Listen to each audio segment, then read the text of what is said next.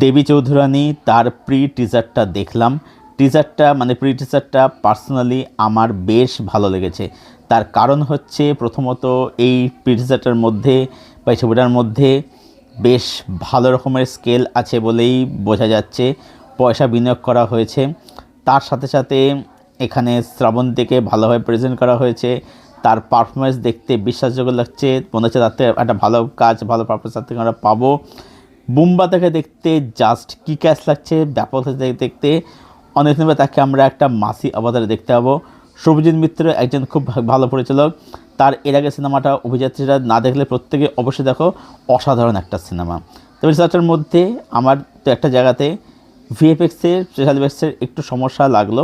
যদি সেটা post production বা সেটা ফাইনাল ঠিক হয়ে যায় বলে আশা রাখছি, ওটা মে 2025 আসছে। আমার রিসার্চটা ওভারঅল বেশ ভালো লাগলো। তোমার সাথে কমেন্ট অবশ্যই জানো। সাবস্ক্রাইব পাশে থেকো।